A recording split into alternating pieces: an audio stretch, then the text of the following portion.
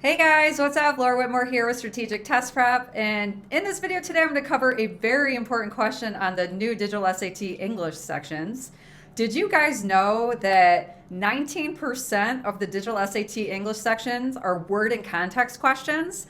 That's almost 1 in 5 questions on this new test. I know a lot of you guys have been like messaging me and commenting on my channel, and you're all worried that you need to know hundreds of vocab questions, and especially if English isn't your first language. I mean, a lot of these words that they throw on the SAT, us Americans, we might not even be familiar with them. I can't even imagine if you're an international student trying to figure out what certain words mean. Well, anyways, in this video, I have a really nice vocabulary hack for you so you do not have to memorize hundreds of words and their definitions because let's face it, we're not human computers, and that is a daunting task that I don't think anybody wants to deal with. All right, let's get into it.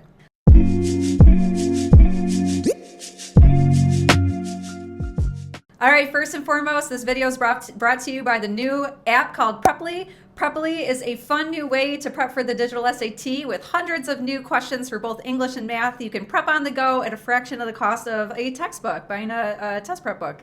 Anyways, it's set to release at the end of February, so more to come on that. So guys, words basically can be broken down into their parts, right? Words are comprised of prefixes, typically, which are at the beginning of the word, roots, which are in the middle of the word, and suffixes, which are at the end of the word. So if you can have a good grasp on what different prefixes mean, what different roots mean, and what different suffixes mean, you can take any word, even if you've never seen it before, break it down into its parts and figure out its meaning. Let me show you some examples. Okay, so here are some words that students have come across on the SAT in the past and they had no idea what they meant. Pugilant, repugnant, pugnacious. So anyways, guys, there's actually a common root in those three words, and that is P-U-G, pug. Now, the root pug means fighting or warring. So if you know that, then when you come across any of those words that have the root pug in them, you can deduce that it's a negative word and it has to do with fighting. So when you get to your word and context question and you read the context and you know you need a negative word, then you can hone in on the PUG word if it makes sense in that context. Another very common root is path. Can you think of words that have path in them? Well, two very common ones are empathy and sympathy. So if you have empathy towards someone, you feel for them, you know what it's like to be in their shoes, maybe you went through the same exact experience with them. If you have sympathy for them, you feel badly for them, but you may not fully understand what it's like to be in their shoes. Either way, you feel for the person. And that's what the root path means. It means feelings. So if you take that word and then you make it into the word apathy. Well, what does a do is a prefix in front of the word. Apathy means without feeling because a in front of a word means without. So if you're apathetic towards something, you just don't care. Now, just as a disclaimer, prefixes are prefixes if they go in front of a word that already is a word on its own. So I can say amoral because moral is a word on its own, and I can deduce that a is the prefix there. So amoral means without morals.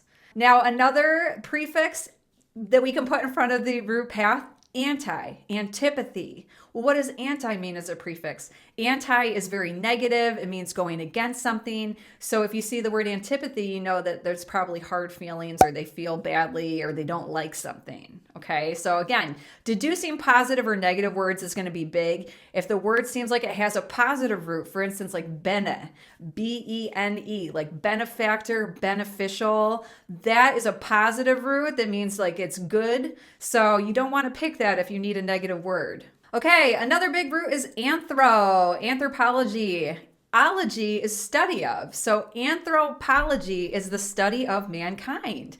Now, a philanthropist is someone that donates lots and lots of money to charities, and phil is actually a root that means love. So a philanthropist technically loves mankind.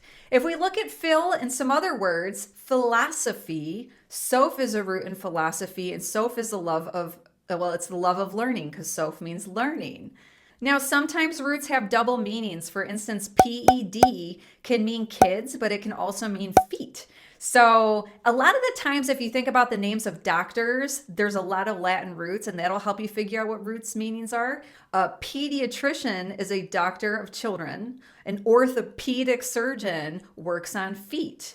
Bipedalism is a person that walks on 2 feet, or a creature that walks on 2 feet, because you have the prefix bi, which means 2. Now, going back to the root anthro, what if you have a misanthrope? What does mis do to the word?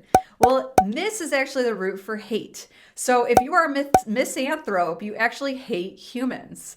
If you are misogynist, there's another root in that word, gyn. Think back to doctors. A gynecologist is a doctor of women, so a misogynist is a woman hater. And then, sometimes you might run into the root loq, L-O-Q. Well, think about another word that maybe you're familiar with that has the root in it. For instance, I'm pretty familiar with the word eloquent.